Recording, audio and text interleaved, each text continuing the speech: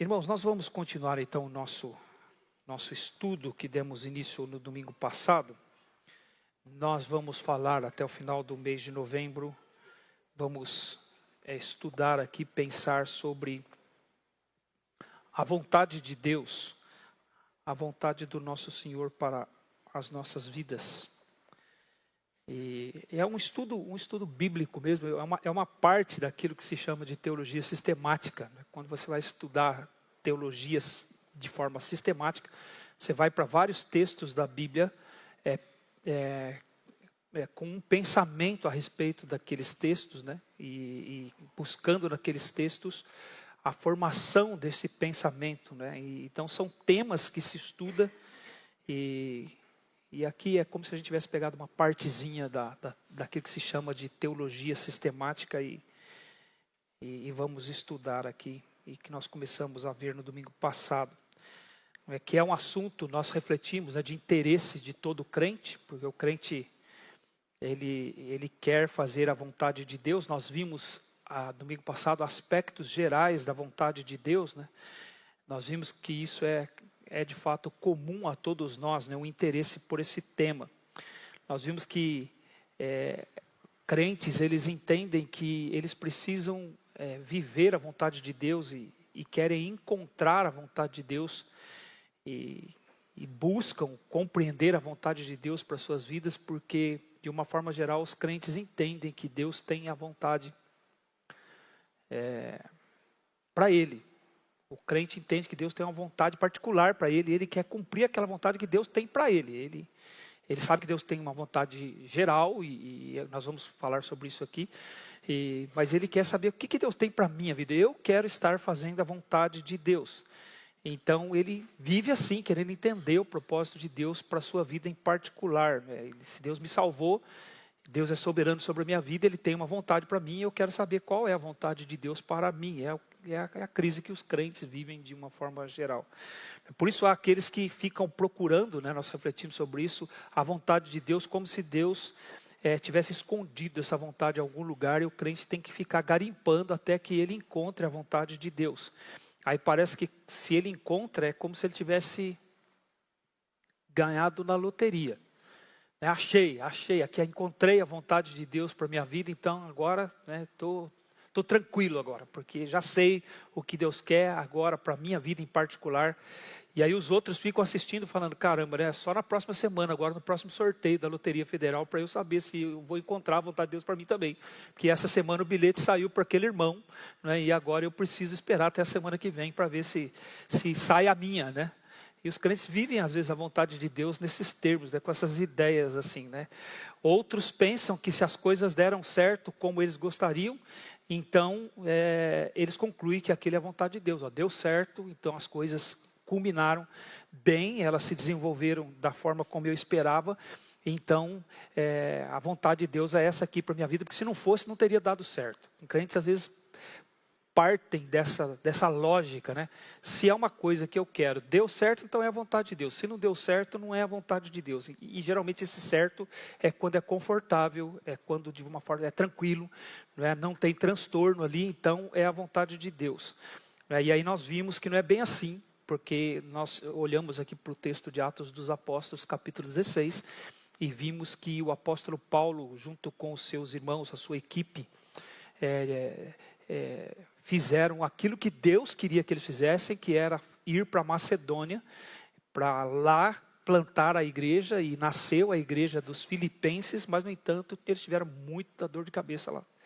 Eles tiveram sofrimento, eles tiveram resistência, eles foram presos, eles foram torturados com seus pés presos no tronco, mas entenderam que aquela era a vontade de Deus. Então, se o apóstolo Paulo fosse pensar como muitos de nós pensam, de que se deu certo é a vontade de Deus, aquilo então não era a vontade de Deus, porque, humanamente falando, ainda que tenha nascido a igreja, eles tiveram muitos problemas, né? Tiveram muitas dificuldades lá na cidade de Filipos. Então não é assim. A vontade de Deus nem sempre é porque deu certinho aqui, encaixou tudo, então é o que Deus quer. Nem sempre. Às vezes Deus atende desejos do nosso coração, deu certo, mas é disciplina de Deus. É uma disciplina e não necessariamente a aprovação dele. Ó, você está fazendo a minha vontade.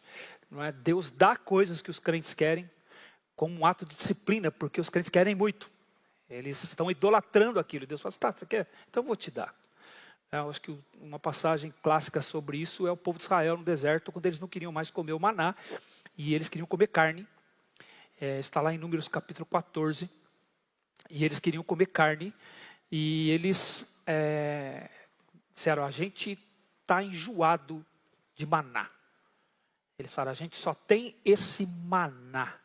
Lá no Egito a gente tinha carne na nossa panela, a gente comia alhos silvestres, a gente tinha tanta coisa lá, e aqui a gente só tem esse maná. Aí Deus fala, poxa, eu estou dando maná para vocês diariamente, cuidando de vocês, e vocês estão tratando assim, então vocês vão comer carne. Vocês querem carne? Vocês vão comer carne. E vocês vão comer carne o mês inteiro. E a carne matou eles. Aquela carne que eles tanto queriam foi a sua própria morte lá no deserto. Então, é um desafio para nós, né? Compreender a vontade de Deus. Ela nem sempre é assim, porque as coisas estão dando certo. Nós vimos também que há aqueles que vivem procurando sinais, né? Eles ficam procurando sinais, eles estão atentos aos possíveis sinais que Deus lhes deu. E procurando coincidências. Se coincidiu, puxa, então é a vontade de Deus isso aqui para a minha vida. E nessa hora, até mesmo aqueles crentes que são chamados tradicionais revelam seu lado pentecostal. Porque eles querem sinais, eles querem que Deus sinalize para eles, né, que é a vontade de Deus. Então, é por causa desse anseio, né, de saber a vontade de Deus. E aí eles ficam procurando as coincidências da vida e achando que por meio das coincidências Deus está mostrando para eles aquilo que é sua vontade, né? Mas nem sempre é assim também. Outros querem fazer a vontade de Deus para cada detalhe da sua vida. Até o detalhe. Ele está no mercado, ele quer que Deus diga para ele a marca do arroz que ele vai comprar. Vai saber se vai ficar soltinho na panela, né? Você não comprou a marca que Deus queria que você comprasse, o arroz ficou grudento, né? Então, né? E até isso o crente quer, que Deus fique postando passo a passo para ele o que ele vai fazer na sua vida. Então ele quer saber detalhes da sua vida e quer saber, não é, que Deus, para cada coisa, Deus tem que me dizer o que eu tenho que fazer, não é? E por aí vai, não é? Das coisas que nós vamos comprar, se é solteiro, com quem vai casar, se vai fazer o curso da faculdade, qual curso deve fazer, qual profissão deve ter, qual o emprego deve aceitar, qual o lugar que vai morar, e por aí vai. Tudo Deus tem que dizer para ele o que ele tem que fazer. Não é? Então ele quer também essa revelação particular de Deus para a sua vida, e não é assim. Então nós vimos que todas essas preocupações que os crentes têm de saber a vontade de Deus, ela pode parecer uma coisa santa, pode parecer temor a Deus, pode parecer desejo de fato de agradar a Deus, mas no fundo isso é apenas uma autoproteção. É o crente querendo se proteger do sofrimento. Agora, significa que o crente então ele tem que se atirar no sofrimento? Não, é natural que nós nos protejamos de sofrimento. A gente citou o apóstolo Paulo aqui junto com Silas, que sofreram na cidade de Filipos, mas esses irmãos, esses líderes da igreja naqueles dias, não se enfiaram nesse sofrimento porque eles queriam. Não, a gente não se importa se a gente sofrer. Eles viviam tentando se proteger de sofrimento. Por vezes o apóstolo Paulo fugia de situações. Ele tentava se proteger o tempo todo. Ele não queria sofrer gratuitamente. Mas fazer a vontade de Deus para eles não significava necessariamente ser livres de sofrimento. Era fazer a vontade de Deus. Se houver sofrimento, foi a vontade de Deus. Se houver conforto, foi a vontade de Deus. Mas os crentes, de uma forma geral, eles querem fazer a vontade de Deus porque eles entendem que, fazendo a vontade de Deus, eles não vão sofrer. Porque a vontade de Deus não é boa, perfeita e agradável. Então, se eu fizer a vontade de Deus, vou viver situações boas, perfeitas e agradáveis. Mas nem sempre é assim. Então, Deus vai trabalhar da forma como Ele quiser, como Ele entender melhor para as nossas vidas, e isso envolve as situações que Deus quer que aconteça. Então, querer fazer a vontade de Deus deve ter outra motivação, deve ter uma motivação mais nobre do que isso, do que apenas se proteger disso. Eu quero saber o que Deus quer para a minha vida, porque eu não quero sofrer. Não, não é isso. Eu não quero sofrer, nenhum de nós quer sofrer. Mas a gente quer fazer a vontade de Deus porque ela é a vontade de Deus e aquilo honra Ele e glorifica Ele. Então, vimos também que há aqueles que acham que a vontade de Deus sempre vai envolver alguma coisa ruim. Então, se é alguma coisa ruim, é porque é a vontade de Deus. A vontade de Deus não vai ser saborosa para nós, ela vai ser amarga. Então, se amargo, é mais probabilidade de ser a vontade de Deus do que se for doce. Doce já está muito fácil, então não deve ser a vontade de Deus, então a situação tem que ser amarga, para que seja a vontade de Deus. Também não é assim. A nossa maturidade, o nosso crescimento em Cristo vai fazer com que nós desejemos a vontade de Deus, e fazer a vontade de Deus, independente das circunstâncias, vai ser doce para o crente. Vai ser doce. Davi, ele escreveu no Salmo 19, que pela palavra de Deus, o servo de Deus é admoestado, mas a palavra de Deus é ao mesmo tempo doce como mel e o destilar dos favos. A palavra de Deus não é a vontade de Deus? Ele está dizendo, a palavra de Deus para mim, ela é doce como o mel e o destilar dos favos. Essa é a maturidade que Deus quer que nós atinjamos, que a vontade dele para a nossa vida, a palavra dele sendo aplicada na nossa vida, independente das circunstâncias, ela seja prazerosa, ela seja doce como o mel e o destilar dos favos. Por isso que Davi disse, agrada-me fazer a tua vontade, ó Deus meu. No meu coração está a tua lei, ele disse no Salmo 40, versículo 8. E aí terminamos a aula passada, citando também palavras de Davi, no Salmo 143, versículo 10. Ensina-me, Senhor, a fazer a tua vontade, pois tu és o meu Deus, o meu Senhor. Guia-me pelo teu Espírito, por terreno plano. Davi orou, Então nós vimos a vontade de Deus nesses termos gerais, refletimos sobre Jesus, como Jesus viveu a vontade de Deus para a sua vida no tempo em que ele passou aqui. Ele disse em João capítulo 4, versículo 34, a minha comida consiste em fazer a vontade daquele que me enviou e realizar a sua obra. Ele disse em João capítulo 4, versículo 34. O alimento de Jesus, a vida de Jesus era fazer a vontade do seu Pai. Era com isso que ele se alimentava, Ele disse isso no momento em que os discípulos trouxeram comida para ele, disseram, come mestre. Ele disse, a minha comida consiste em fazer a vontade do meu Pai. Eu vivo para isso. E se nós vamos imitar Jesus, é assim que nós somos chamados a viver. É fazer a vontade de Deus e que ela seja o nosso alimento, que ela seja o nosso viver. Então vimos esses aspectos todos, esse conceito geral da vontade de Deus na sua palavra, foi o que nós vimos naquela aula introdutória de domingo passado. Então agora nós vamos começar a ver como Deus ele define a sua vontade na sua palavra escrita. Nós vamos olhar para vários textos bíblicos aqui e compreender como Deus ele define a sua vontade para nós. Então nós temos dois aspectos que eu quero enumerar aqui a respeito da vontade de Deus, como ele a revela na sua palavra.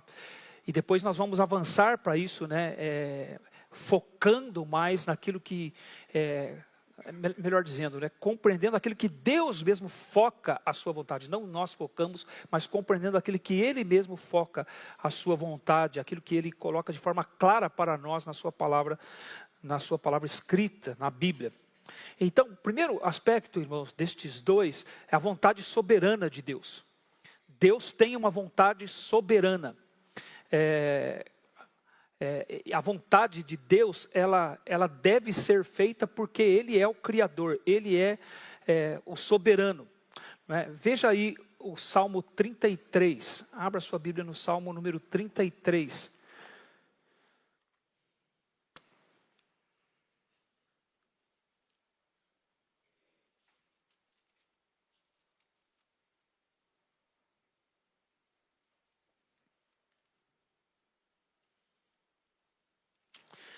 Eu vou ler aqui, são os primeiros 11 versículos do Salmo 33. Por favor, você acompanhe aí. Ele diz assim, Salmo número 33. Exultai, ó justos, no Senhor, aos retos fica bem louvá-lo. Celebrai o Senhor com harpa, louvai-o com cânticos no saltério de 10 cordas. Entoai-lhe novo cântico, tangei com arte e com júbilo, porque a palavra do Senhor é reta e todo o seu proceder é fiel. Ele ama a justiça e o direito, a terra está cheia da bondade do Senhor. Os céus, por sua palavra se fizeram, e pelo sopro de sua boca o exército deles. Ele ajunta em montão as águas do mar, e em reservatório encerra as grandes vagas. Tema ao Senhor toda a terra, temam-no todos os habitantes do mundo.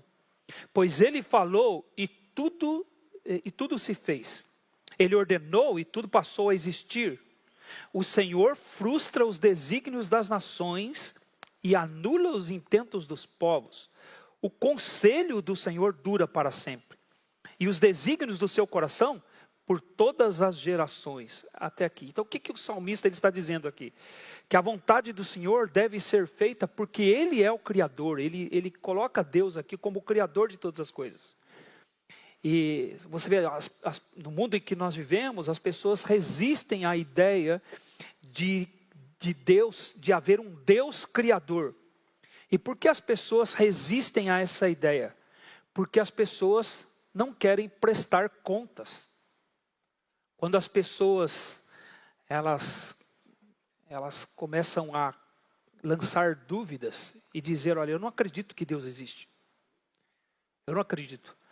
Na verdade, no fundo, não é porque ela não foi convencida que Deus não existe. No fundo, é porque ela é rebelde. Ela não quer prestar contas, porque saber que existe um Deus que criou todas as coisas é ter que prestar contas para Ele, porque Ele que me criou. Então eu não sou meu, eu sou dele. O Salmo 24 vai dizer, do Senhor é a terra, não é? E tudo que nela se contém, o mundo e os que nele habitam. Cada ser humano pertence ao Senhor, é dele. É porque foi Ele que criou, mas as pessoas resistem à ideia de um Deus criador porque as pessoas são rebeldes. Elas não querem ter que prestar contas. Então elas tentam se convencer de que Ele não existe. De que não há Deus. Então não há alguém para eu prestar contas. Por quê? Porque eu quero fazer a minha vontade. Eu não quero fazer a vontade de um Deus que me criou. Eu quero fazer a minha vontade. Então nada mais é que um conflito de vontades. E as pessoas tentam se convencer de que não há um Criador, não é, que fez todas as coisas, e este é alguém para quem todos vão ter que prestar contas. Então nós vivemos diante de Deus, é o que este salmo nos diz. Toda a vida é vivida diante de Deus, independente se ela reconheça a Deus ou não, se ela se submeta à vontade de Deus ou não. Todo ser humano vive a sua vida diante de Deus. Por isso que aquele texto que a gente usa muito para falar sobre a vontade de Deus, na verdade ela fala de Deus como alguém para quem nós devemos prestar contas. O texto de Hebreus capítulo 4, versículo 12, a gente usa bastante ele para falar sobre a palavra de Deus, né? Sobre o efeito, né? A profundidade, o impacto da palavra de Deus na vida de alguém. Mas o propósito daquele texto é falar justamente que nós devemos prestar contas para Deus. Que é o que nos diz lá, nos diz porque a palavra de Deus é viva e eficaz, é mais cortante do que qualquer espada de 2 gumes e penetra ao ponto de dividir alma e espírito, juntas e medulas, e é apta para discernir os pensamentos e propósitos do coração. E não há criatura que não seja manifesta perante aquele a quem devemos prestar contas. Sabe, ali é um jogo de palavras, irmãos. Hebreus capítulo 4, versículos 12 e 13. É um jogo de palavras, porque ele diz assim, Deus fala. O que Ele fala é capaz de entrar no seu coração e julgar, discernir o que você tem no seu coração. E uma vez que Deus julgou, discerniu o que você tem no seu coração, você tem que falar alguma coisa para Ele. Você tem que prestar contas para Ele. O que você vai dizer? Esse é o contexto ali de Hebreus capítulo 10, 11, 12.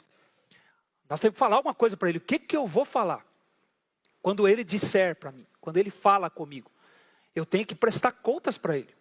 Não há criatura que não seja manifesta perante aquele a quem devemos prestar contas, nos diz lá Hebreus capítulo 4, versículo 13. E essa é uma expressão interessante, né? Não há criatura que não seja manifesta. Ali também é uma expressão que funciona como uma figura de linguagem, porque era o ato deles, quando eles prendiam um ladrão, eles colocavam o punhal debaixo do queixo do ladrão, e o ladrão não podia esconder seu rosto, e eles andavam com ele pela rua, levando-o para o julgamento, com um punhal debaixo do queixo, de forma que ele não pudesse esconder seu rosto, ele ficava manifesto. Né? Desde aquela época, aqueles que cometem crimes escondem o rosto. E a ideia dessa expressão, não há criatura que não seja manifesta, é como se Deus colocasse um punhal debaixo do nosso rosto e nós vamos ter que olhar para ele. E vamos ter que prestar contas para ele. É assim que Deus vai lidar com cada um. Aí você vê a sua conta. Aí já estou pregando aqui, né? Aí a sua conta, porque você se arrependeu e creu em Cristo Jesus, já foi prestada. Então isso não vai acontecer com você. Nesse sentido. Mas aqueles que rejeitam Deus, aqueles que não querem saber da vontade de Deus, vão prestar contas para Ele. É o que o Salmo 33 nos diz. Ele é o Criador. E todo ser humano deve prestar contas para Ele. Não é? Em 2 Coríntios capítulo 8, versículo 6, o apóstolo Paulo escreveu: todavia, para nós há um só Deus, o Pai, de quem são todas as coisas, pertencem a Ele, e para quem existimos. Nós existimos para Deus. E ele diz, e um só Senhor, que Ele é sobre todas as coisas, e nós também para Ele, que é o Senhor Jesus Cristo. Então veja, o crente, ele se submete a isso. Ele reconhece, para nós há um só Deus, o Pai, de quem são todas as coisas e para quem nós existimos. Então o crente, por causa da sua fé em Cristo Jesus, ele sabe, eu existo para Deus. E por Jesus Cristo. Porque nós somos, Ele é por todas as coisas e nós também somos para Ele. Então o crente, ele já está se colocando sob a vontade de Deus, existindo para Deus. Mas aqueles que rejeitam Deus como Criador, eles não vivem as suas vidas, eles não vivem como se eles existissem perante Deus. E eles vão prestar contas por conta disso. Porque o Senhor Deus e Pai, Ele é o dono de todas as coisas. E todos vivem suas vidas perante Ele, quer reconheçam, quer não reconheçam. Então é melhor reconhecer. É melhor reconhecer. Todas as coisas existem e são sustentadas pelo Senhor Jesus e nós somos sustentados por Ele. É o que a palavra de Deus nos diz. Então nós existimos para Deus, somos mantidos vivos para Deus e Deus tem o direito, Ele tem o direito de exigir que cada ser humano cumpra a sua vontade, porque é Ele que criou. E aí aqui no Salmo 33, nos versículos 10 e 11, então ele fala sobre a vontade de Deus. Deus realiza a sua vontade acima da vontade dos homens. Ele diz no versículo 10, o Senhor frustra os desígnios das nações e anula os intentos dos povos. O conselho do Senhor dura para sempre e os desígnios do seu coração por todas as gerações. Então Deus, Ele frustra os desígnios das nações, Ele anula aquilo que os povos intentam fazer. Interessante, né? As nações tomam suas decisões, as nações fazem os seus planos, os governos deste mundo fazem os seus planos de acordo com aquilo que querem, de acordo com aquilo que entendem, mas no final das contas o que está sendo cumprido é a vontade de Deus. O conselho do Senhor é que permanece para sempre. É a vontade de Deus que está sendo cumprida. São os desígnios do coração de Deus que são de geração a geração. Não importa o que os governos façam, não importa o que as nações decidam, no final das contas é a vontade de Deus que está sendo cumprida. E aí, devo dizer, não significa que Deus concorda com o que os governos fazem. Aliás, eu ouço dizer que na maioria das vezes Deus discorda. Porque não há amor no mundo. As pessoas fazem porque elas são egoístas, elas fazem porque elas são pensam em si mesmas, elas fazem porque elas são corruptas, elas fazem porque elas não têm de fato preocupação honesta e justa com o próximo. Então Deus odeia essas coisas. Então as nações fazem seus planos pensando que estão fazendo aquilo que querem. Não é? E de fato Deus diz está permitindo fazer aquilo que querem, mas no fundo é a vontade de Deus que se cumpre. Deus frustra os planos das nações e o conselho dele é que permanece de pé. Ele tem uma vontade soberana que está acontecendo. Vire aí a sua Bíblia para o Salmo 115. Uma outra passagem. Salmo 115.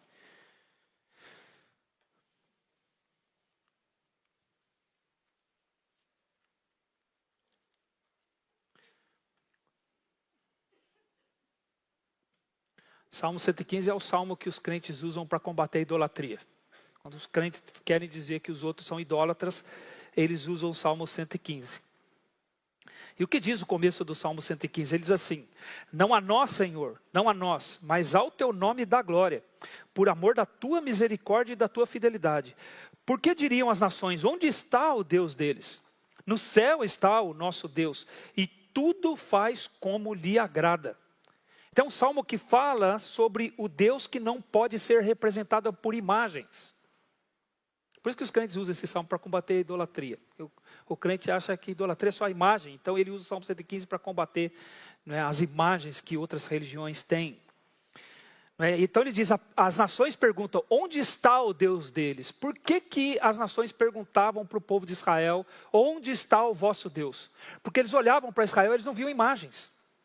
Não tinha nada representando Deus, não tinha uma escultura, não tinha uma pintura, não tinha nada que representasse Deus. Quando chegou, Deus diz, vocês se tornaram idólatras. Então não havia imagem. Então, cadê o vosso Deus? Porque todas as nações tinham imagens representativas dos seus deuses, mas Israel não tinha. A única coisa que Deus permitiu que fosse feita, que representasse a sua imagem, ou melhor, era para representar a sua presença, era a Arca da Aliança e ficava escondida lá no Santo dos Santos, ninguém nem olhava para ela. Só o sumo sacerdote entrava lá uma vez por ano. Então eles não tinham imagens, então as nações perguntam, onde está o vosso Deus? Cadê o vosso Deus? Aí o salmista responde, no céu está o nosso Deus. E Ele faz tudo como lhe agrada. Ele tem uma vontade. E essa vontade está acontecendo, porque Ele está sentado no seu trono soberano. Ele está cumprindo os seus propósitos. Ele faz tudo acontecer conforme a sua vontade. Tudo está acontecendo como Deus quer. É o que o Salmo 115 nos diz. Porque Ele está lá sentado no seu trono, o trono soberano, o trono de glória. Não é? Agora, vá para Isaías, capítulo 46. Profeta Isaías, capítulo 46.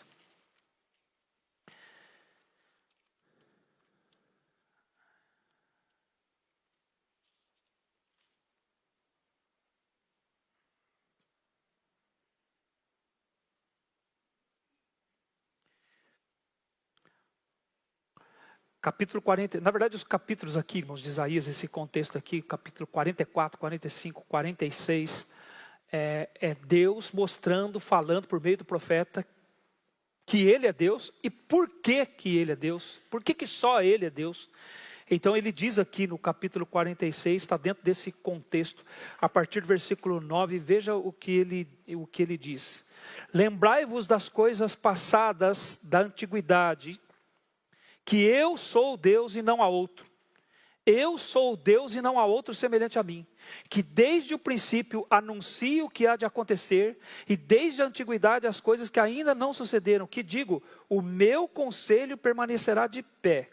Farei toda a minha vontade. Que chamo a ave de rapina desde o oriente e de uma terra longínqua o homem do meu conselho. Eu o disse, eu o cumprirei.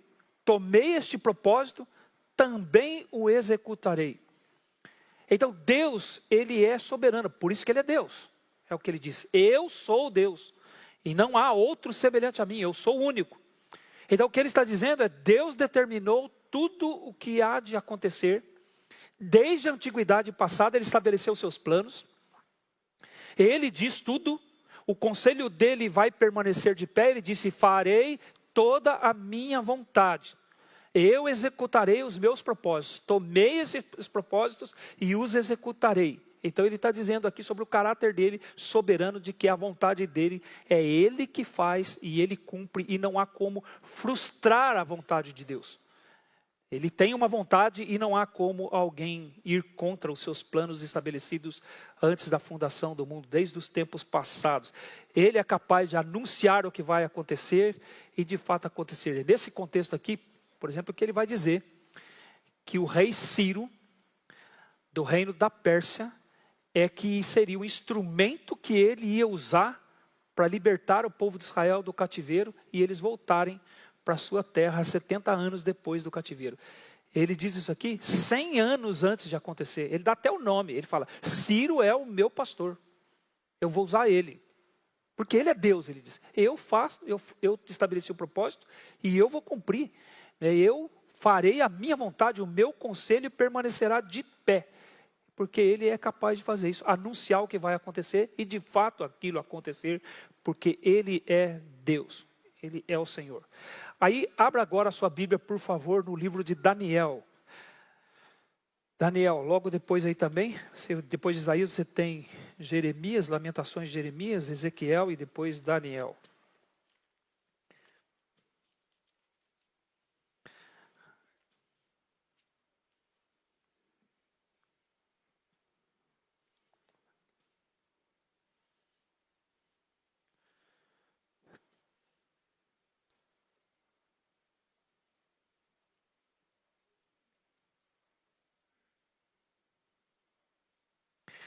O que acontece aqui também no contexto, para posicionar você no contexto aqui do capítulo 4 de Daniel. Aqui nós vamos ler as palavras do rei Nabucodonosor, são palavras que o rei Nabucodonosor disse.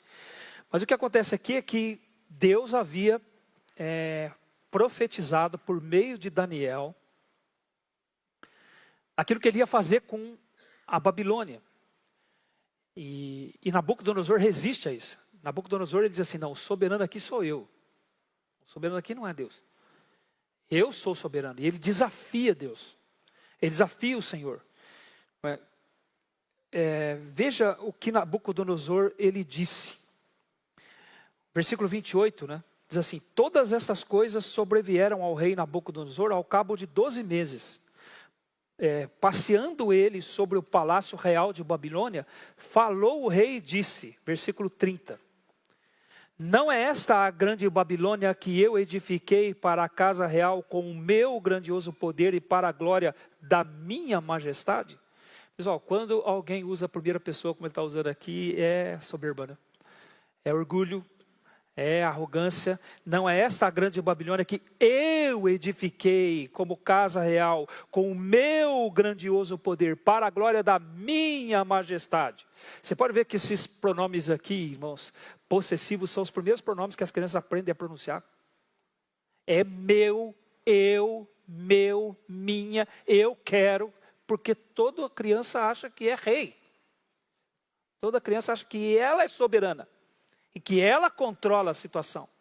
E que as coisas têm que ser de acordo com a vontade dela. Então não importa se é criança, se é adulto, irmão, isso aqui está no coração de todo mundo. A gente gosta de conjugar os verbos na primeira pessoa. Eu, meu, minha, me pertence, eu quero, eu controlo. É o Nabucodonosor. Nabucodonosor. Nasce uma criança e logo se torna um Nabucodonosor. Nasce a criança e logo se desencaminha, nos diz o Salmo 58, versículo 3. É o desejo de controlar, é o desejo de ter a sua vontade realizada. E aí Deus, você acha que é assim, Nabucodonosor? Eu vou mostrar para você que quem controla a sua vida sou eu. Aí veja o versículo 31. Falava ainda o rei quando desceu uma voz do céu, dizendo, a ti se diz, ó rei Nabucodonosor, já passou de ti o reino. Serás expulso de entre os homens e a tua morada será com os animais do campo. Far-te-ão comer ervas como os bois e passar-se-ão 7 tempos por cima de ti, até que aprendas que o Altíssimo tem domínio sobre o reino dos homens e o dá a quem quer. Nabucodonosor foi acometido alguns chamam isso de uma espécie de doença mental chamada boantropia, que é quando um homem adquire hábitos de boi. Ele começa a viver como um boi. E eu gosto de fazer esse contraste aqui. Eu não gosto de perder a oportunidade, né? Quando você se submete à vontade do Senhor, você vai dizer: o Senhor é o meu pastor e nada me faltará. Ele me faz deitar em pastos verdejantes, conduz-me às águas tranquilas por amor do seu nome. Então Deus te leva para pastar como um ato de amor que Ele tem e cuidado que Ele tem por você. Mas quando você resiste à vontade de Deus, Deus te leva para pastar, e aí é para pastar mesmo, como um ato de disciplina. Nabucodonosor passou-se 7 tempos sobre ele. Isso significa 7 anos. E ele literalmente pastando. Comendo erva como um boi. Ficando debaixo do orvalho. No tempo. E o que é interessante, irmãos. Você vê isso aqui. O ser humano, ele é ávido por ter o poder. Ele é ávido por querer o lugar de quem está no poder. Basta quem está no poder cometer um deslize, vem alguém, toma o lugar dele, puxa o tapete dele e o derruba. É o que o ser humano faz. E uma vez que ele tirou o poder da pessoa, ele faz de tudo para que essa pessoa não consiga retomar o poder de volta. Isso é o ser humano. É o homem. É o que ele faz.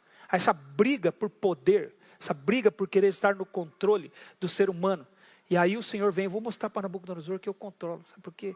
Eu vou tirar ele do poder, e ele vai ficar 7 anos fora do poder, e ninguém vai tomar o lugar dele. Para mostrar para ele que sou eu que faço. Eu é que controlo, eu é que faço a minha vontade, e não ele. Se ele tem a Babilônia, não foi pelo seu grandioso poder. Não foi para a glória da sua majestade. Foi porque eu quis. Eu vou ensinar isso para esse homem. Vou ensinar isso para Nabucodonosor. Vou tirar ele. Ele vai ficar 7 anos, literalmente pastando. Pastando como um ato de disciplina minha por ele, sobre ele. E depois vou trazer ele de volta. Para ele ver que sou eu que tiro e eu que ponho. Ainda que os homens sejam ávidos por ter o poder. E foi o que aconteceu.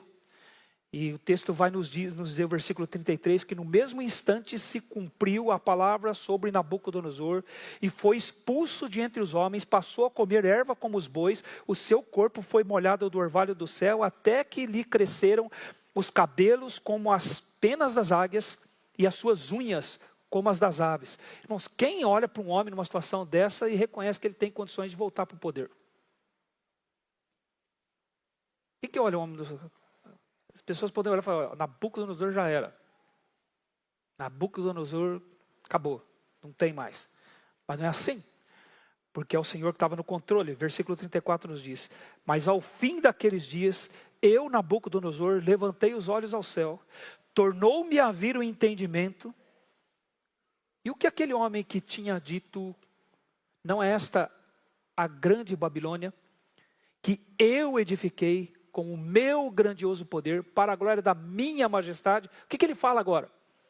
Depois de ter passado por essa experiência toda, o que ele fez quando voltou-lhe o entendimento?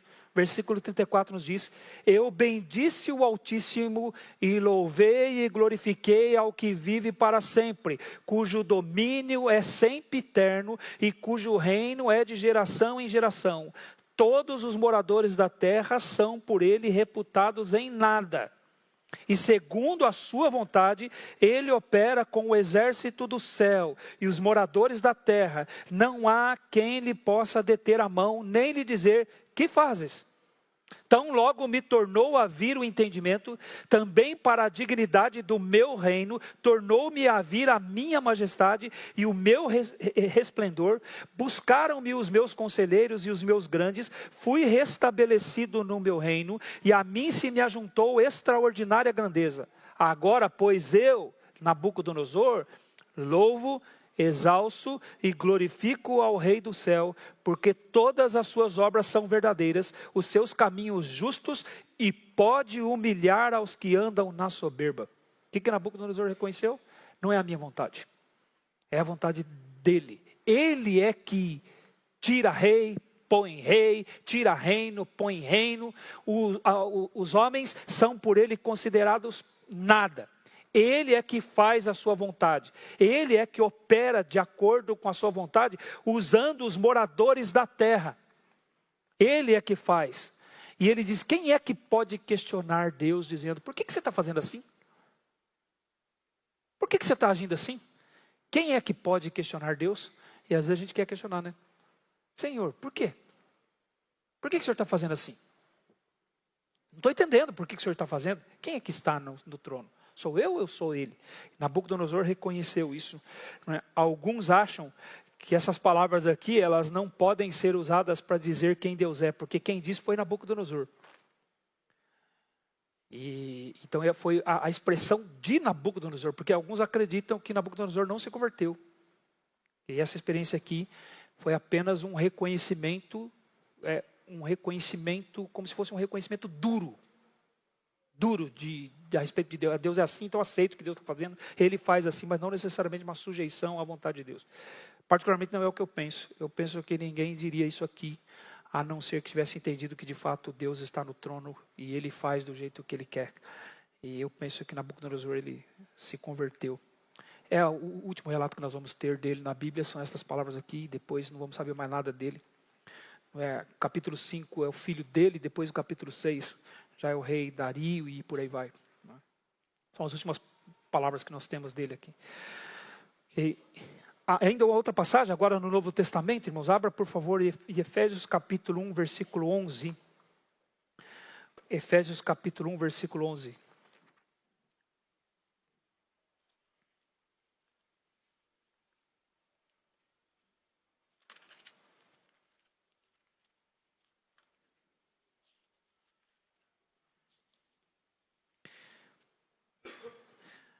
Na verdade, capítulo 3 aqui, do capítulo 1, a partir do versículo 3 até o versículo 14 aqui, é tudo sobre a soberania de Deus, é sobre Deus fazendo as coisas conforme Ele quer, conforme Ele deseja. E Ele desejou a nossa salvação, executou a nossa salvação, Ele planejou, o Filho conquistou e o Espírito Santo aplicou. É isso que os versículos de 3 a 14 nos mostram. E é por isso que Deus deve ser bendito, é o contexto aqui. Mas veja o que ele diz no versículo 11, o apóstolo Paulo falando sobre Deus, diz assim, nele digo, no qual fomos também feitos herança, predestinados, segundo o propósito daquele que faz todas as coisas conforme o conselho da sua vontade. Deus faz todas as coisas conforme Ele quer. Não há nada fora da vontade de Deus. É o que a palavra de Deus nos fala a respeito da sua vontade soberana. Então, todas essas passagens aqui que nós lemos, irmãos, elas revelam a vontade soberana de Deus. É aquilo que Ele realiza. E realiza sem impedimento. É o que Ele quer, Ele faz. É o próprio Deus realizando com o seu poder. E aí, irmãos, a gente tem uma questão aqui, né? Para a gente refletir. Nós somos, no mundo hoje, mais de 8 bilhões de pessoas. Me parece que a gente superou os 8 bilhões, acho que em novembro do ano passado. Acho que foi alguma coisa assim. Então dizem que nós somos mais de 8 bilhões de pessoas. Agora pense comigo aqui. São 8 bilhões de pessoas, na sua maioria, cada um fazendo a sua própria vontade. Você acha que tem 8 bilhões de pessoas aqui querendo fazer a vontade de Deus? No mundo? Então são 8 bilhões de pessoas, cada um querendo fazer a sua própria vontade. Aí você fala, pastor, mas a gente tem que pegar os salvos. Tá bom, vamos pegar os salvos. Desses 8 bilhões, os salvos. Dizem que os cristãos somam mais de 1 bilhão no mundo. Mais de 1 bilhão de pessoas no mundo aí. Não sei exatamente a estatística, mas é muita gente. Mas não dá para dizer que todos os cristãos são salvos. Então nós temos uma parcela desses 8 bilhões de pessoas que são salvas. E teoricamente deveriam estar fazendo a vontade de Deus. Agora eu pergunto, quantos dos salvos estão debaixo da vontade de Deus como deveriam estar? Não tem como a gente saber também, né? A gente só pode saber uma coisa. Que não é 100%. Que não é 100%, porque a palavra de Deus nos diz que filhos dele, pessoas salvas, podem sair da sua vontade, deixar de fazer a sua vontade e sofrem disciplina por conta disso. Ficam debaixo da disciplina de Deus, não da vontade de Deus. A Bíblia nos mostra isso. E por isso que há muitos que estão debaixo da disciplina de Deus. Porque eles conhecem a Deus, são salvos, mas estão rejeitando a vontade de Deus para a sua vida. Eles querem viver, às vezes, no pecado, e o Senhor vai discipliná-los e vai corrigi-los, porque Ele os ama e Ele açoita todos aqueles a quem Ele recebe por filho. Então, vamos pensar, 8 bilhões de pessoas, desses 8 bilhões você tem o grupo dos salvos, e o grupo dos salvos você não pode garantir que 100% está fazendo a vontade de Deus.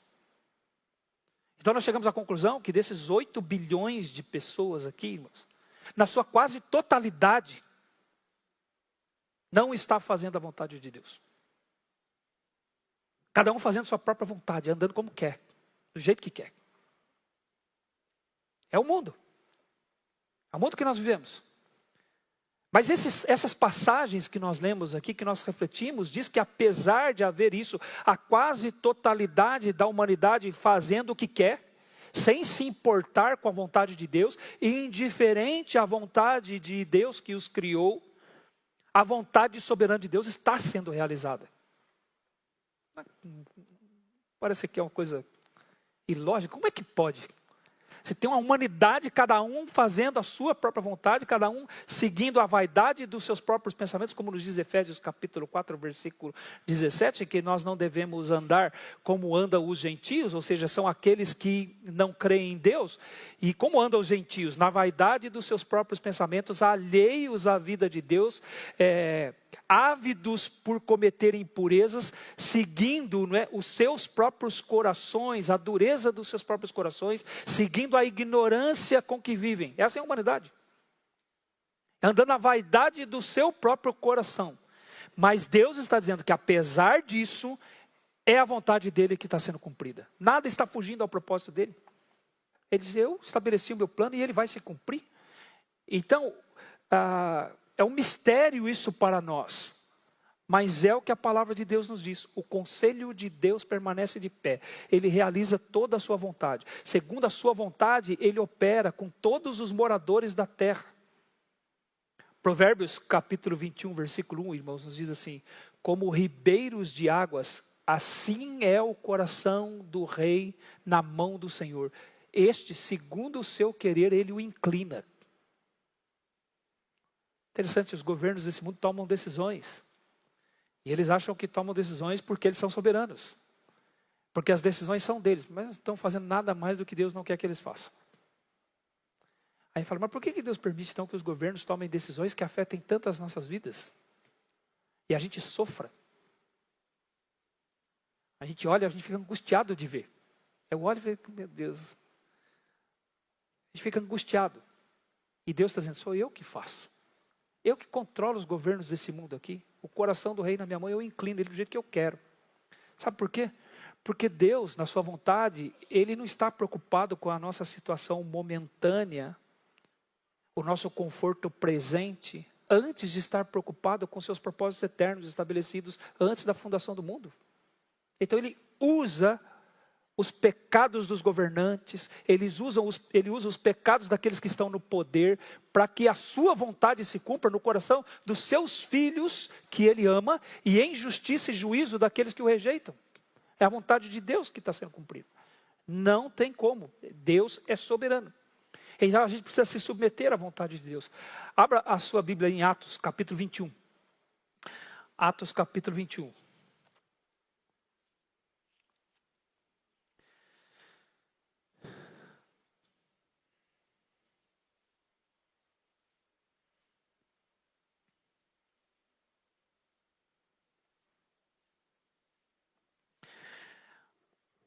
O apóstolo Paulo, irmãos, ele vai chegar aqui em Atos 21, na cidade de Cesareia. E ele vai passar ali alguns dias em Cesareia. E vai chegar ali um profeta chamado Ágabo. É o que nós lemos a partir do versículo 10. Atos capítulo 21, versículo 10. Diz assim: demorando-nos ali alguns dias, desceu da Judéia um profeta chamado Ágabo, e vindo ter conosco, tomando o cinto de Paulo, ligando com ele seus próprios pés e mãos, declarou: isto diz o Espírito Santo. Assim os judeus em Jerusalém farão ao dono deste cinto e o entregarão nas mãos dos gentios. Quando ouvimos essas palavras, tanto nós como os daquele lugar rogamos a Paulo que não subisse a Jerusalém. Então o que estava acontecendo aqui? O apóstolo Paulo está indo para Jerusalém porque ele estava levando ofertas para a igreja de Jerusalém. E ele queria visitar a igreja lá em Jerusalém, os irmãos da Judéia, que os irmãos da Judéia estavam passando necessidade. E ele fez uma coleta, uma oferta nas igrejas para levar para os irmãos de Jerusalém que estavam passando por isso. Porém, ele também tensionava encontrar-se com a liderança da igreja e se ver lá com os irmãos. E ele estaria perto da liderança dos judeus. E os judeus estavam perseguindo a igreja. Os judeus estavam tornando a vida da igreja mais difícil naqueles dias. E então, esse homem aqui, chamado Ágabe, esse profeta, ele une com as mãos e os seus pés com o cinto do apóstolo Paulo e diz: olha, o Espírito Santo está dizendo que assim farão com o dono deste cinto quando ele chegar em Jerusalém. Eles vão entregá-lo aos gentios. E aí eles obviamente associavam isso ao que os judeus fizeram com o próprio Jesus. Eles prenderam Jesus e entregaram Jesus para os romanos mataram Jesus. Então esses homens agora aqui, os irmãos, eles ficam com receio. O apóstolo Paulo vai morrer se ele for. É o que o Espírito de Deus está nos dizendo. Se ele for, ele vai morrer. É o que vai acontecer com ele. E eles ficam com medo disso, daquilo que disse o profeta Ágapo. Então veja o versículo 12. Quando ouvimos essas palavras, tanto nós como os daquele lugar, rogamos a Paulo que não subisse a Jerusalém. Então ele respondeu: que fazeis chorando e quebrantando meu coração? Pois estou pronto não só para ser preso, mas até para morrer em Jerusalém pelo nome do Senhor Jesus. Quando ele se despede aqui no capítulo 20, o capítulo anterior aqui, dos irmãos da cidade de Éfeso, ele fala: o Espírito Santo me diz que o que me espera de cidade em cidade são cadeias e tribulações. O que você está dizendo que é novidade para mim? Eu estou pronto para ir e para morrer pelo nome de Jesus. É o que o Senhor me disse. Aliás, irmãos, Deus disse isso para Paulo desde quando ele se converteu.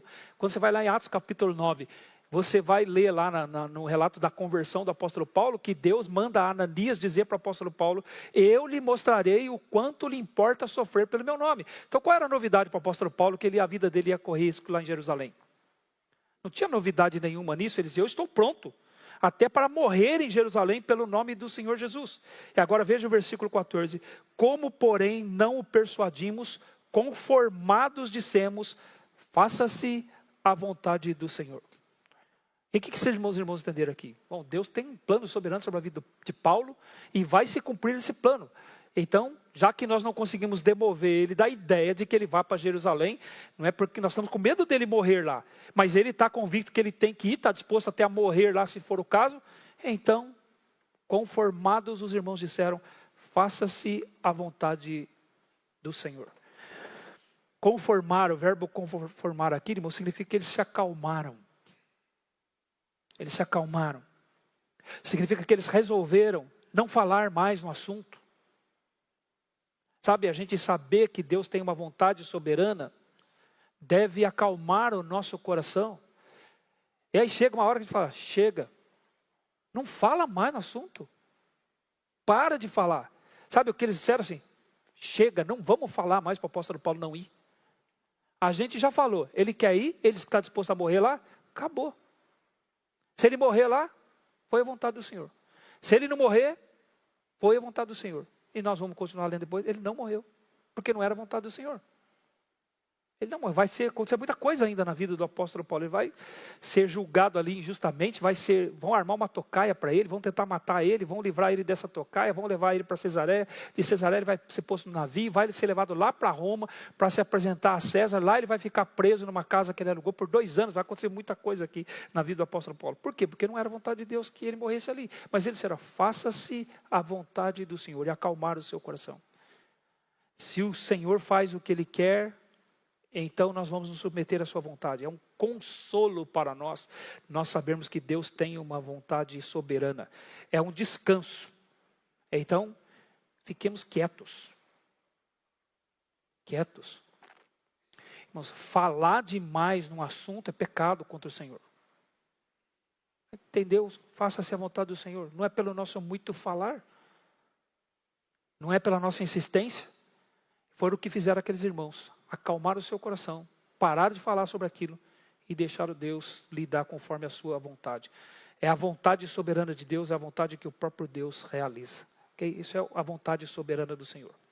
O segundo aspecto da vontade do Senhor, que eu quero abordar ainda nessa aula aqui, aí é a vontade de Deus para o homem. Ele tem essa vontade dele, que é a vontade dele para ele, que ele vai realizar, que é a sua vontade soberana. Mas ele tem a vontade dele para o homem.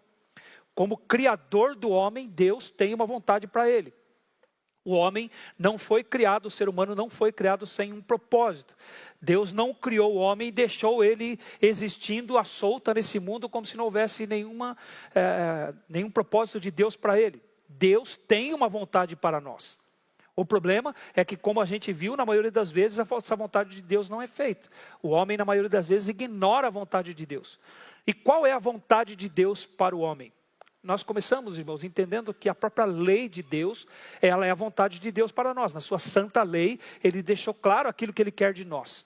Porém, a palavra de Deus vai nos dizer que não há um só homem que obedeça a sua lei. Nenhum. Essa é, de novo, irmãos, a surpreendente soberania de Deus. Pois apesar dos homens não cumprirem sua vontade, seus planos determinados vão se cumprir, não serão frustrados. A desobediência dos homens a sua vontade não terá nenhum efeito sobre a vontade soberana de Deus. E Deus tem uma responsabilidade para cada um de nós. As nossas escolhas, aquilo que nós fazemos, elas não alteram o plano de Deus, mas as nossas escolhas, elas alteram a nossa bênção, elas alteram a nossa alegria, elas alteram a nossa utilidade para Deus. Então, aquilo que nós escolhemos fazer com a nossa vida tem efeito sobre nós mesmos, como bênção ou disciplina de Deus para nós, como utilidade ou inutilidade nas mãos de Deus. Agora, a Bíblia nos diz que a vontade de Deus é boa para nós. Nós precisamos conhecer a vontade de Deus. Como eu citei para os irmãos domingo passado, o apóstolo Paulo orava pelos filipenses, ele dizia que o vosso amor aumente mais e mais, em pleno conhecimento e percepção, para aprovardes as coisas excelentes e serdes sinceros e inculpáveis no dia de Cristo. Ele diz em Filipenses capítulo 1, versículos 9 e 10. Para aprovardes as coisas excelentes. Então nós queremos saber a vontade de Deus, para aprovar aquilo que é excelente, para que nós não sejamos pegos aprovando aquilo que não é excelente aos olhos de Deus. Então nós não queremos andar no escuro. E a gente não tem, né, irmãos, como eu disse, um sinal. A gente não tem um sinalizador que acende quando a gente está saindo da vontade de Deus. Nós não somos como o motor do carro que acende a luz do óleo quando está faltando óleo, que o mostrador do tanque de gasolina mostra quando está acabando a gasolina. A gente não tem isso. A gente gostaria até de ter, né? Devia ter um apito em nós, né? Um vontadômetro. Para que a hora que a gente estiver saindo da vontade de Deus, ele sinalize. Opa, não é aí, pi, pi, pi, pi, pi, pi, pi. Aí você começa a voltar, pi, pi, pi, pi. Nós gostaríamos de ter, mas não tem. Não existe isso. Mas a gente quer saber a vontade de Deus, porque a gente não quer andar no escuro. E onde está a vontade de Deus? Onde está? A vontade de Deus está aqui. Ela está aqui. A vontade de Deus está revelada para nós na sua palavra escrita. Ele tem um propósito para nós na sua palavra. E Ele quer que nós saibamos disso. Se o propósito de Deus para a minha vida, irmãos, se o propósito de Deus é para a minha vida, se o propósito de Deus é para a sua vida, é óbvio que Ele quer que você saiba. Ele não tem uma vontade para você e para mim e Ele deixou escondida. Ele quer que você saiba. Ele quer que eu saiba. Ele não escondeu isso de mim, Ele não escondeu isso de você. Como disse, Ele não está brincando conosco de frio e quente. Está esquentando, está esquentando, está esquentando, está esfriando. Ele não quer que eu fique por aí de um lado para o outro tentando descobrir sua vontade. Ele não quer que eu faça isso. A vontade de Deus, ela está na sua palavra. Agora, eu devo dizer também, irmãos, a vontade de Deus não está também em alguma interpretação complexa da sua palavra. Não está aqui, nem aqui ela está escondida, você tem que ficar garimpando aqui. Não está. A vontade de Deus não está escondida na Bíblia e precisa de alguém com conhecimento elevado para revelar essa vontade para mim. A Bíblia não é um livro misterioso. Ela não é. É o que Davi nos diz no Salmo. Vamos abra no Salmo 19. Veja aí o Salmo 19.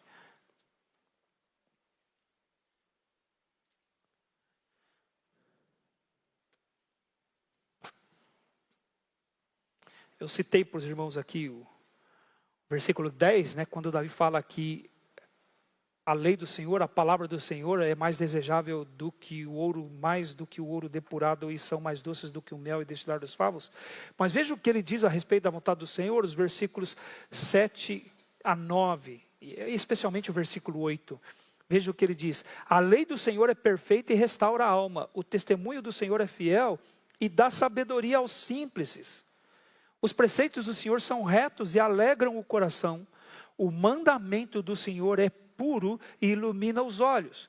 O temor do Senhor é límpido e permanece para sempre. Os juízos do Senhor são verdadeiros e todos igualmente justos. Olha o que ele diz no versículo 8. O mandamento do Senhor é puro e ilumina os olhos. Aqui nesses versículos 7 a 9, você tem aqui 6 vezes a afirmação de que a vontade é do Senhor, porque a lei é dele, pertence a ele. Então ele diz 6 vezes, é do Senhor, é do Senhor, é do Senhor.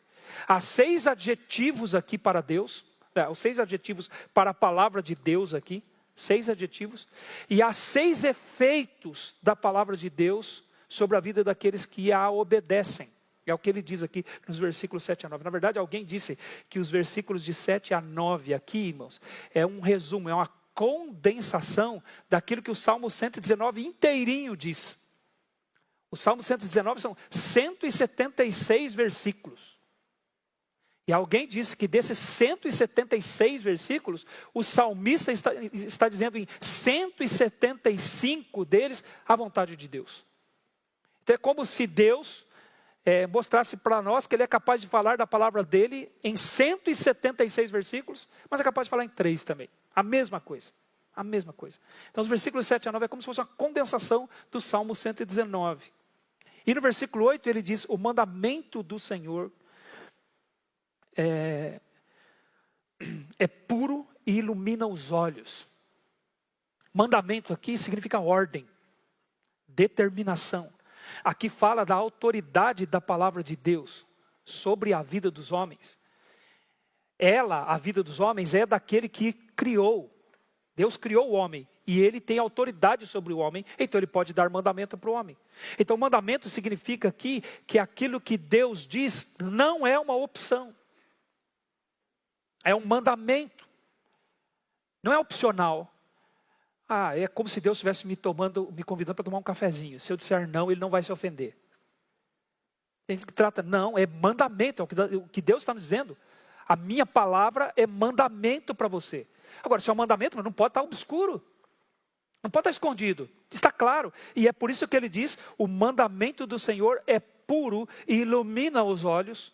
Puro aqui, irmãos, traz a ideia de límpido, de claro, sem obscuridade. Sabe, isso significa que a palavra de Deus não é confusa, não é enigmática. Eu acho precioso isso, irmãos. Outro dia eu recebi uma mensagem de um irmão, e ele estava lendo Provérbios, e ele leu o capítulo 8 de Provérbios, e aí ele me mandou uma mensagem me fazendo uma pergunta sobre o capítulo 8 de Provérbios. E aí quando ele disse assim: pastor, eu tenho uma pergunta sobre o capítulo 8 de Provérbios que eu estava lendo aqui na meu devocional. Aí eu falei: ele vai falar sobre Jesus. Aí quando eu continuei ouvindo a mensagem dele, ele falou: pastor, aqui é Jesus? É Jesus que está falando no capítulo 8 de Provérbios? Porque parece Jesus. E quando você lê o capítulo 8 de Provérbios, alguns autores acham que é Jesus mesmo, não Jesus encarnado, mas a segunda pessoa da Trindade que está falando. Esse irmão lendo, aí eu falei: irmão, não dá para a gente afirmar que é Jesus. Mas aqui é o caráter de Jesus. Porque ali no capítulo 8 de Provérbios, a sabedoria é personificada, como se ela fosse uma pessoa. E a sabedoria diz, eu estava com o Senhor quando Ele criou todas as coisas. E quem criou todas as coisas foi o Senhor Jesus. Todas as coisas foram feitas por meio dele, e sem ele nada do que foi feito se fez. E a sabedoria diz, eu estava com ele lá. Então é a sabedoria de Jesus. Aí eu falei, como é que esse irmão enxergou Jesus aqui? Como é que ele está falando de Jesus aqui? Numa leitura. A palavra de Deus não é obscura, irmãos. É como ele está dizendo aqui, o mandamento do Senhor é puro. Ele é claro. Ele não é algo misterioso. Isso significa que a palavra de Deus, ela não é confusa, ela não é enigmática, ela é simples. Ela é de fácil compreensão. De uma forma geral, não há mistério na Bíblia. Não há, então a vontade de Deus não está escondida por aí, muito menos escondida aqui, nesse livro. Ela está aqui, é claro. É óbvio que ainda que haja, irmãos, textos difíceis, tem textos que eu não tenho a resposta. Pessoas às vezes já fizeram perguntas para mim sobre textos e falaram, eu lamento, mas eu não sei responder isso aí. É uma das crises que eu tenho comigo mesmo. Há textos que são difíceis. Por exemplo, quando o apóstolo Pedro escreve a sua segunda carta, lá no capítulo 3 da segunda carta dele, 2 Pedro, capítulo 3, versículo 16, ele cita os escritos do apóstolo Paulo.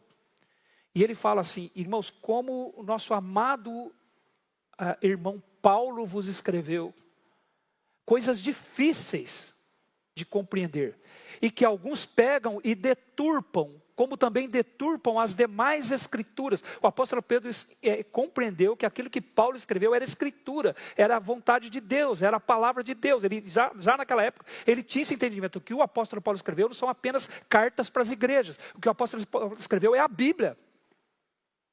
É mais do que cartas para as igrejas, é a Bíblia, é a escritura de Deus, é a vontade de Deus. E ele diz, e há coisas difíceis de interpretar naquilo que o apóstolo Paulo escreveu, e que algumas pessoas deturpam, como também deturpam o restante da Bíblia. Então a Bíblia mesmo diz que há coisas que realmente não são fáceis. Mas de uma forma geral, o que esse versículo está dizendo é que a palavra de Deus ela é clara, ela ilumina os olhos. Olha o que ele diz, o mandamento do Senhor é puro e ilumina os olhos. Ela nos ajuda a enxergar as coisas. Antes a gente era cego, agora a gente enxerga. Agora a gente vê as coisas. Nós podemos interpretar a vida, irmãos, pela palavra de Deus. Interpretar a vida de uma forma clara. Sem confusão. Porque os nossos olhos foram abertos pela palavra de Deus. Agora nós enxergamos quem Deus é. Agora nós enxergamos quem nós somos. Então agora nós compreendemos o mundo à nossa volta. Não há complicações na palavra de Deus. Não há mistérios. Ela é límpida e ilumina os olhos. Então a vontade, irmãos, de Deus, ela está clara aqui. A vontade de Deus não está, irmãos, em experiências espirituais. Eu preciso ter uma experiência com Deus. Não, a vontade de Deus, ela está na revelação dele, escrita na sua palavra. A vontade de Deus não está, irmãos, em alguma revelação de alguém para você. Alguém chegar para você e dizer, olha, Deus está mandando eu dizer para você que a vontade dele para a sua vida é isso. A vontade de Deus não vai ser revelada para nós por meio de um anjo. Não vai acontecer. Nós não vamos esperar até que um anjo apareça para falar para nós o que nós temos que fazer. Não é assim que ele vai falar com você. Que ele vai dizer, ele já falou. Está na sua palavra. Está revelado aqui. A vontade de Deus não está em alguma coincidência que possa me acontecer. Não é assim que nós tomamos conhecimento da palavra de Deus. Deus pode usar situações? É claro que Ele pode, irmãos. Acho interessante em 1 Reis, capítulo 22, tem o relato da morte do rei Acabe. E é através do profeta Micaías que Deus revela que ele vai morrer naquela batalha. E o rei Acabe recebeu a visita do rei Josafá, o rei do norte. O Acabe, rei do norte, recebe a visita de Josafá, rei do sul, e ele fala, você vai vir comigo na batalha contra os sírios em Ramote e Gileade. Aí Josafá fala, vou, mas antes vamos consultar a vontade de Deus. Ele fala, tá bom, vamos consultar, eu tenho aqui 400 profetas. E aí ele falou para os 400 profetas, é a vontade de Deus que eu vá nessa batalha ou não? Todo crente quer saber a vontade de Deus, né, irmãos? 400 profetas para falar, dá uma certa certeza, não dá? Aí vem os 400 profetas e fala para ele assim, pode ir, que o Senhor entregou os sírios na sua mão. Pode ir que você vai voltar vitorioso. Aí um deles lá pegou um chifre e falou, com esse aqui você vai escornear os sírios. Com esse chifre aqui. E você vai voltar vitorioso. Aí o rei Josafá ficou olhando, 400 profetas, tudo com esse discursinho pronto assim. Falando tudo a mesma coisa. Não tem mais nenhum outro profeta aí não?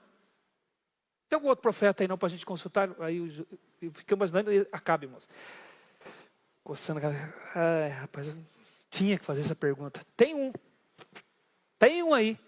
Mas eu não gosto dele, porque ele nunca profetiza de mim o que é bom. Ele só fala coisa ruim a meu respeito. Não vamos fazer assim. Vamos ouvir o homem. Acabe. Vamos ouvir, então tá bom, chama ele lá. Aí vai o camarada chamar Micaías lá. Aí o camarada que chega lá para Micaías fala, Micaías, deixa eu dizer para você, o rei Acabe está chamando você lá, para você falar a vontade de Deus para ele. Mas eu já vou dizer para você, qual foi aquilo que os 400 profetas disseram. Você fala a mesma coisa que eles falaram, fica tudo certo. Tudo certo. Por que você quer falar diferente? Por que você vai complicar? Fala que fica bom para o rei, fica bom para você, fica bom para todos nós. Aí Micaías falou, tão certo como vive o Senhor, o que ele mandar eu falar, isso falarei. E aí quando ele foi chegando, o rei Acabe falou, e aí Micaías, devo ir ou não devo ir? Aí Micaías, já sabendo o que os 400 profetas haviam dito, disse, pode ir. O Senhor te entregou Ramote Gileade na tua mão. Aí ele percebeu que Micaías estava sendo irônico. É como se Micaías dissesse, não é isso que você quer que eu diga? Então vou dizer para você, não é isso que você quer? É o que muita gente faz, né, irmãos? A gente vai pedir conselho para as pessoas, mas no fundo a gente já decidiu. A gente só quer que as pessoas concordem com o que a gente quer. Eu só vim aqui para buscar uma concordância, eu não vim aqui para ser confrontado. Eu não vim aqui para dizer que eu estou errado, para ouvir você dizer que eu estou errado. Eu vim aqui porque eu queria que você concordasse comigo. Aí Micaías, ironicamente, falou, você quer que eu concorde com você? Então eu concordo. Pode ir. Vai. Aí ele olhou para o rei Josafá e falou, não falei para você? Ele nunca fala de mim o que é bom. Acabe percebeu que ele estava sendo irônico. Aí Micaías falou a vontade do Senhor. Você vai morrer, Acabe. Essa é a vontade do Senhor.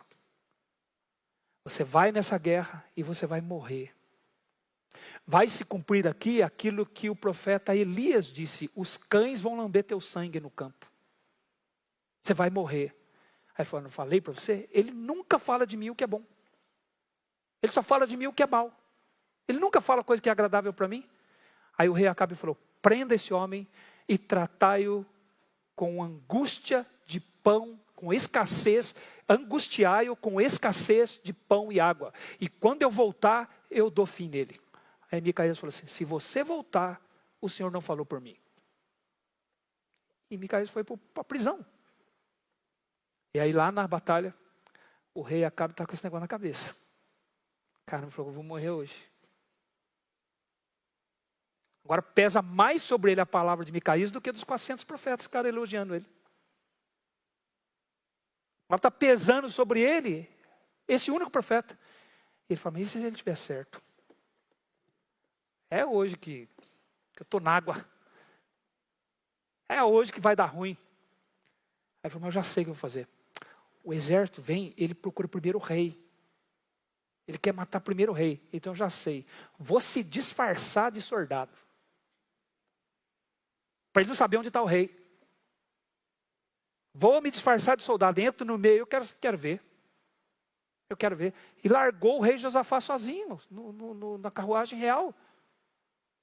E ele se disfarçou de soldado e foi para o meio. E aí, quando os sírios vieram, eles foram para cima de Josafá. Vamos matar o rei. E aí Josafá, pera, eu não sou Acabe não sou Acabe não. Aí viram que não era Acabe e desistiram. Deixaram o rei Josafá vivo. Mas o texto vai nos dizer lá em 1 Reis capítulo 22, que um soldado do exército da Síria pegou uma flecha, lançou ao acaso. Aleatoriamente. E essa flecha entrou no vão da armadura do rei Acabe. E ele morreu, o sangue dele escorreu e os cães vieram lamber. Agora é curioso o texto dizer que foi uma flecha ao acaso. Sabe o que o texto está dizendo? Acaso é acaso para nós, mas não é acaso para Deus nunca. Pode ser coincidência para nós, mas para Deus não é coincidência nunca. Deus está no controle de todas as coisas. Ele tem uma vontade para nós. E a vontade dele vai ser cumprida na nossa vida. E ele tem uma vontade para nós. E ele quer que nós reconheçamos essa vontade. Irmãos, nós vamos continuar domingo que vem. Mas saiba disso. Deus tem uma vontade para você. E ele quer que você saiba. Por quê? Porque ele tem uma responsabilidade para mim e para você sobre a sua vontade para nós. E ele nos responsabiliza. Ele nos responsabiliza. Então ele tem uma vontade para nós e ele quer que eu saiba. E ele não a escondeu de nós. E ele nos responsabiliza por essa vontade. E ele então vai deixar claro para nós isso na sua palavra. No domingo que vem nós continuamos aqui, se o Senhor permitir. Okay? Aí a gente vai afunilando a vontade de Deus para nossas vidas. Tá bom? Alguém tem alguma pergunta, algum comentário? Irmão Passos.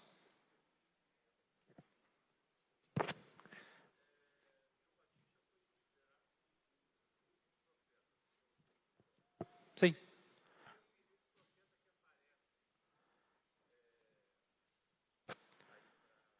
Para Paulo, Ágabo. Ok. Então. É uma boa pergunta, irmão. Não é exatamente o nosso tema sobre a vontade de Deus, mas despertou a dúvida, né? João Batista, ele é o último dos profetas, né? Porque ele falou sobre o Messias e o Messias veio. Como ficam esses profetas que aparecem depois de João Batista? Então é interessante, meus. É simples a resposta. João Batista é o último profeta na economia do Antigo Testamento. Porque no Novo Testamento houve profetas. Só que eram profetas do Novo Testamento, eram profetas da igreja. No primeiro momento, quando a palavra de Deus não estava escrita, Deus usou profetas. Por exemplo, quando Paulo fala em Efésios capítulo 4, versículo 11, porque ele mesmo concedeu uns para apóstolos, outros para profetas, outros para evangelistas e outros para pastores mestres. Que profetas eram esses? Eram os profetas da igreja. Eram aqueles que Deus estava levantando na igreja naquele dia e estava profetizando. E esses profetas que profetizaram, tudo o que eles disseram está escrito no Novo Testamento. Eram princípios da palavra de Deus. Não eram necessariamente profecias de revelações. Poderia acontecer, não é? De revelações de futuro, mas eram a vontade de Deus sendo falada por meio de profetas. Então, em que sentido que João Batista é o último dos profetas? Ele é o último dos profetas na economia do Antigo Testamento. Então, ele veio como Elias. Por isso que Jesus fala a respeito de João Batista. Elias já veio. E vocês não deram ouvidos a ele. Então, ele é o último dos profetas naquela economia do Antigo Testamento. Okay? Quando começa o Novo Testamento, Deus tem apóstolos e profetas. E tem evangelistas e pastores. Aí, quando a palavra de Deus ela é concluída, acabam-se os apóstolos, acabam-se os profetas. Por isso que ele diz, havendo profecias, cessará. Quando vier o que é perfeito. O que é o perfeito? É a palavra escrita. Quando a palavra escrita veio, não houve mais necessidade de profecias. Então elas cessaram, não é, com a chegada da palavra de Deus. Então Deus usou naquele expediente inicial da igreja apóstolos e profetas. Sobraram o que depois, quando eles morrem?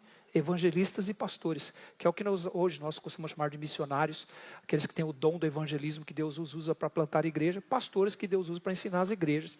É o que sobrou, né, no plano de Deus para a igreja no Novo Testamento.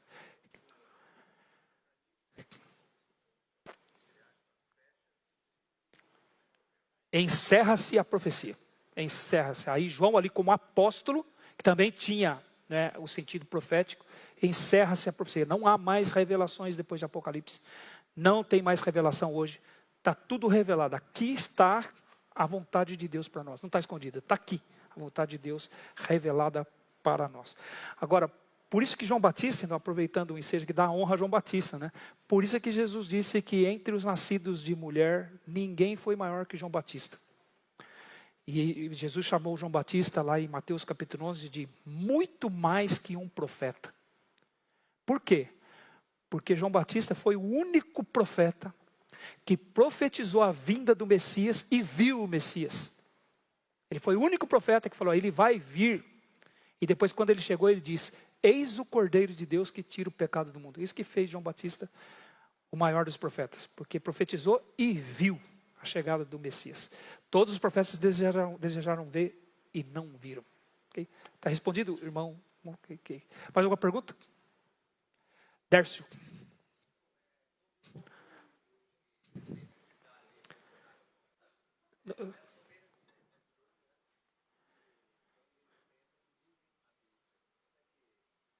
Você pode repetir, que eu não entendi o começo da sua pergunta.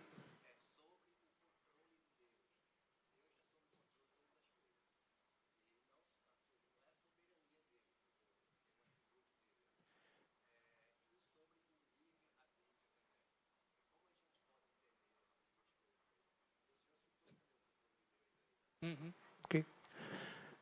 Eu não consigo diferenciar, Dércio, o controle de Deus da sua soberania. Sabe? Eu não sei, eu não estou entendendo assim, como você está, o teor da sua pergunta, mas eu não consigo diferenciar o controle de Deus. Ser soberano é controlar todas as coisas. Sim.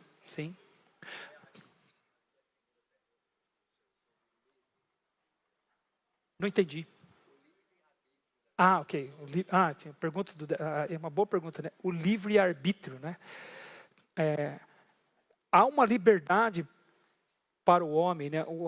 Como fica a soberania de Deus e o livre-arbítrio do homem, né? No que tange, irmãos, a alcançar salvação, no que tange a alcançar a graça de Deus, não existe livre-arbítrio. O homem é escravo do pecado. Ele é escravo do pecado. Jesus disse que quem comete pecado é escravo do pecado. Então não há livre-arbítrio. Essa ideia que as pessoas têm de que há livre-arbítrio, não existe livre-arbítrio. Eu diria assim, não existe essa liberdade plena. Eu decido se eu quero Deus ou se eu não quero Deus, eu decido não. Ele não existe. O homem é escravo do pecado e o pecado o domina. E nasce uma criança, é por isso que eu sempre uso criança como exemplo. Nasce uma criança, você só tem uma certeza. É um pecador. Ele não vai fazer a vontade de Deus. Ele vai agir contra a vontade de Deus. Então não existe o livre-arbítrio. Agora, Deus na sua soberania, Ele permite ao homem tomar decisões. Há um campo, aí vamos dizer, eu poderia dizer, se cabe essa terminologia, há uma liberdade limitada para o homem. Ele é responsável pelas escolhas que ele faz. Essa é uma das crises, Dércio, que eu tenho.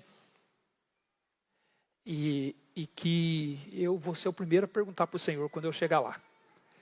Não é? Senhor, como o Senhor concilia a tua vontade com a responsabilidade do homem?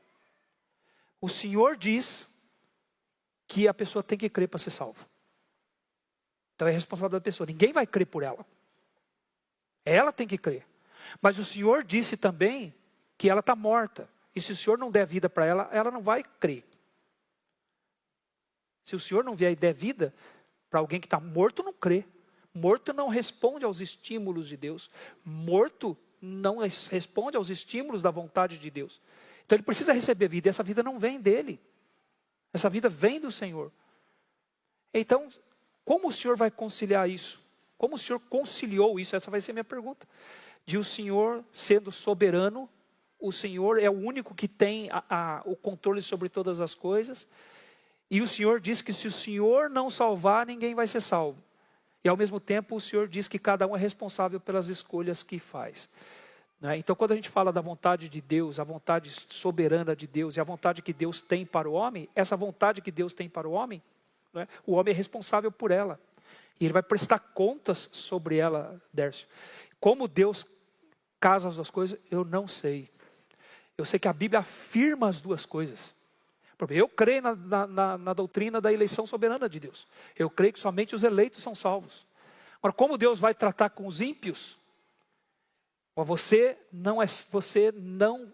vai ser condenado à eternidade sem mim, que é a eternidade do inferno, porque você rejeitou meu filho Jesus. É assim que Deus vai tratar com ele. O homem é condenado por rejeitar Jesus. Então a responsabilidade é dele. Mas por outro lado eu sei que amo Jesus porque Ele me amou primeiro. Eu sei que eu só o amo porque Ele me amou primeiro. Não fui eu que o escolhi, Ele que me escolheu. Como, Dércio? Eu não sei. Então, fica comigo lá no céu, a gente junto, a gente... Né?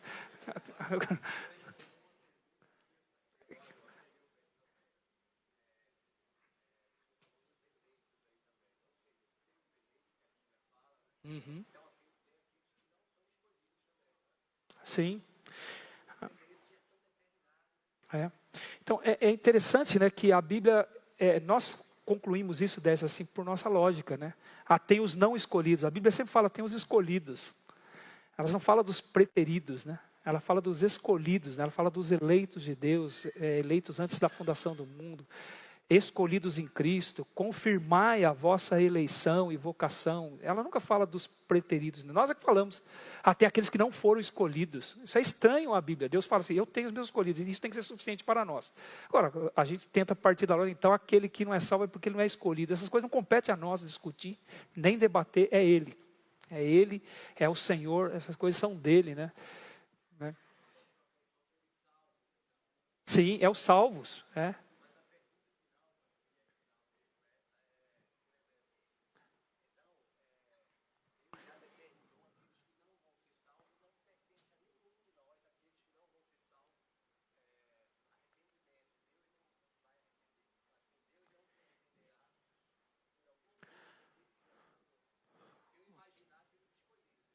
É. Então, são expressões interessantes, mas eu confesso, eu não gosto nem de usá-las, porque eu entendo que eu estou entrando num campo que não me pertence. O que o Décio está dizendo ali irmãos, é assim, então Deus já determinou quem vai ser salvo, e se alguém não é salvo é porque Deus determinou que ele não seja salvo. Eu não entro nessas questões, porque eu acho que não me compete a mim. Isso é parte da nossa lógica, das nossas conclusões lógicas, e elas podem ser soberbas, podem ser arrogantes, né? Eu não gosto de entrar nessa questão. Eu só parto da seguinte premissa. A Bíblia diz que quem é salvo, a Bíblia o chama de eleito de Deus, escolhido de Deus. Como eu citei para os irmãos algumas mensagens atrás, Apocalipse capítulo 13 e capítulo 17 citam um livro que foi escrito antes da fundação do mundo. E não é um livro de história, é um livro de nomes. E fala, os nomes escritos no livro da vida foram escritos antes da fundação do mundo, antes de nós existirmos. Então é óbvio que Deus sabe quem é salvo, Ele sabe quem Ele vai salvar, mas não compete a nós ficarmos discutindo. A única coisa que nós sabemos é que quando alguém se converte, eu vejo, está aqui um eleito do Senhor. É isso que me conforta. Agora não fica dizendo, deixa eu ver se tem mais algum eleito para eu saber se ele vai... Isso não cabe a nós. Não é? Eu só vejo isso quando alguém se converte. São coisas maravilhosas assim. Está tendo a classe de batismos lá. Isso é precioso para nós. Tem alunos lá na classe de batismo que eu os vi em lágrimas, dizendo, eu quero preencher esse vazio que está dentro de mim. Aí eu falo, rapaz, Deus está te chamando. O Senhor está te chamando. Você está salvo. Você precisa obedecer Ele agora. E o seu primeiro passo é o batismo. Isso é o Senhor que faz. Então eu falo, está ali o eleito de Deus. Agora eu vou ficar, deixa eu ver se tem mais algum aqui. Não, eu só sei ser eleito quando de fato a sua vida é entregue ao Senhor. Então essas duas coisas, elas se encaixam na mente do Senhor. E eu não sei como. Ele tem a soberania dele. E Ele tem a responsabilidade que Ele vai dar a cada um. E cada um é responsável pelo que faz. Bom, Derson, respondi? Essas coisas aí que nós não sabemos, nós vamos juntos lá. Vamos juntos, irmãos. Vamos fazer fila lá. Nós vamos fazer as perguntas da IBPI lá no céu. Né? Para nós. Né? Vamos orar, irmãos. Vamos agradecer ao Senhor. Pai, nós queremos te agradecer, Senhor, por esse tempo aqui. Ó Pai, que nós estamos refletindo sobre a tua vontade, Senhor. E, ó Pai, tantas coisas, ó Pai, que nos deixam assim pequenos, Senhor, diante de Ti. Ó Pai, mas queremos te agradecer, Senhor, por este livro. Pai, pela Bíblia, Senhor. Ó Pai, que o Senhor escreveu, organizou, Senhor, e preservou para que chegasse até nós, para que nós pudéssemos conhecer a Tua vontade. saber o que o Senhor quer de nós. Nós te agradecemos, ó Pai, por o Senhor não tê-la tratado, Senhor, como algo, Senhor, distante de nós, mas colocou tão perto de nós, Senhor. Ó Pai, que pode estar dentro de nós. Então nós queremos te agradecer, Senhor, pela tua palavra, Senhor. E nessas aulas, Senhor, quando nós estamos nos voltando para ela, ó Pai, nós pedimos que o Senhor nos dê sabedoria, Senhor, juntos nós possamos, de fato, Senhor, ser nutridos, Senhor, encorajados, ó Pai, a fazer o que o Senhor quer, pela clareza com que o Senhor demonstra isso para nós. Então nós queremos te agradecer, Senhor, por isso e por esse tempo que ficamos aqui, ó Pai, estudando, pensando, lendo a tua palavra, e também, Senhor, pelas reflexões através das perguntas dos irmãos aqui. Nós te agradecemos. Pedimos que o Senhor nos abençoe nesse dia, ó Pai, permitindo o Senhor, logo mais nós estamos juntos novamente. Bom, meu Pai, assim que nós oramos e fazemos isso no nome de Jesus, o teu Filho amado. Amém, Senhor. Amém.